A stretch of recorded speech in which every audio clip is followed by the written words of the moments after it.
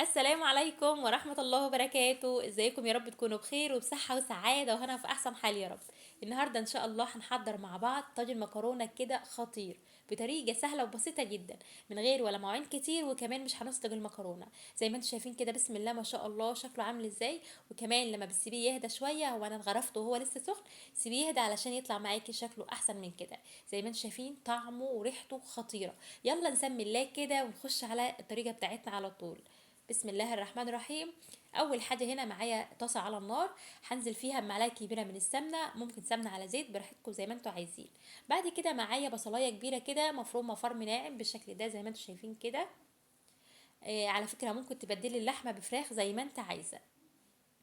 معايا هنا تقريبا يعني اقل من ربع كيلو لحمه بالشكل ده كده. اول ما البصله بتاعتي تدبل معايا هنزل عليها باللحمه كده زي ما انتم شايفين، وهنزل عليها بحبايه او اتنين من الفلفل حار او بارد براحتكم زي ما انتم حابين. هقلب كده كله مع بعضه عشان لسه اللحمه فيها تلج، فمش هحط عليها بهارات خالص دلوقتي لما تفك معايا علشان ما تفرولش معايا. زي ما انتم شايفين اول ما فكت كده نزلت عليها بالبهارات بتاعتي، فلفل اسمر وكمون وشويه من الملح. خلاص كده انا سبت اللحمه بتاعتي تستوي براحتها. بعد كده معايا حوالي نص كيلو من الطماطم مفروم كده، وبعد كده نزلت عليه بمعلقتين كبار من الزيت، وهنزل عليه بنص معلقه من الملح، وهنزل عليه بشطه اختياري براحتكم زي ما انتوا حابين. وبعد كده زي ما انتوا شايفين كده، يعني وانا بفرم الطماطم بتاعتي بخليها بزود الميه بتاعتها. يعني زودي الميه كده وانت بتفرمي الطماطم. هنزل بشويه كده من الفلفل الاسمر وكمون وكمان مكعب ماجي كده، لو انتوا حابين تحطوه، لو مش حابين تحطوه براحتكم زي ما انتوا شايفين كده، بس بصراحه بيديها طعم حلو.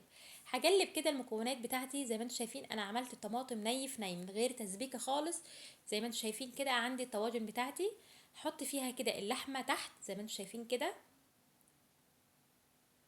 حطيت اللحمه كده تحت على طول، بوزعها كده في الطاجن، وطبعا فرن شغال على اعلى درجة حرارة. وبحط الطاجن في تحت خالص في الرف اللي تحت، مش بحطه في الرف اللي في النص واشغل الفرن من فوق ومن تحت، لا انا بشغل من تحت بس، وبحطه في الرف اللي تحت. هنزل بالمكرونة، بس ما تزودوش مكرونة عشان المكرونة مش مسلوقة، وكمان هتزيد معاكم في الحجم. زي ما انتم شايفين كده، يعني بخلي بس بخلي ربع الطاجن معاكم فاضي علشان المكرونة بتزيد وحجمها بيتضاعف. هنزل كده بالصلصه اللي احنا حضرناها مع بعض. وكمان نسيت اقول لكم، لو حابين تضيفوا معلقه من الثوم المفروم براحتكم، بيديها طعم حلو بصراحه، بس انا ما بفضلش الثوم بصراحه في المكرونه. يعني انا عن نفسي ما بحبش الثوم في المكرونه.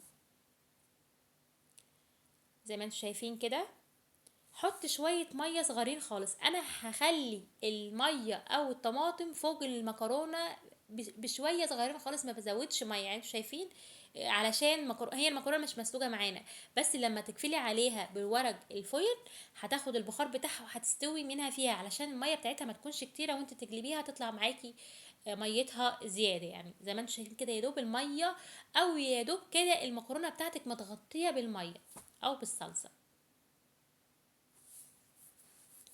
هقفل كده زي ما انتوا شايفين. مفيش اسهل ولا ابسط ولا احلى ولا اسرع من كده. هتعملي طاجن مكرونه في البيت مش هياخد معاكي وقت خالص في التحضير، يعني بالظبط اقل من 5 دقايق بس. اللحمه المفرومه استوت معاكي، انت خلاص خلصتي الطاجن وبتدخليه الفرن. عايزه اوريكم شكله كده، هو لسه طالع من الفرن حالا. شايفين ما شاء الله؟ شايفين لسه طالع من الفرن حالا. طبعا انا جلبته هو لسه سخن، سيبيه يهدى شويه علشان يتجلب معاكي ويكون شكله متساوي. لما بتسيبيه يهدى بيطلع معاكي مظبوط وما بيطلعش معاكي بالشكل ده. ما تنسونيش في اللايك وكمان الاشتراك وكمان الكومنت الحلو. يا رب يكون الفيديو افادكم، وانا متاكده لو جربتوها مش هتشتروها من بره خالص، وهتعملوها في البيت بطريقه سهله وبسيطه جدا، وكمان طعمها تحفه. حاجه حلوه انت عاملاها في البيت نظيفه كده وانت ضامنه نظافتها، وممكن تستبدلي اللحمه بفراخ. هتحضرها في البيت ما بتاخدش معاكي وقت خالص في التحضير. زي ما انتم شايفين بسم الله ما شاء الله مستويه معانا، مع ان المكرونه ما استلجتش. يا رب يكون الفيديو افادكم، والسلام عليكم ورحمه الله وبركاته.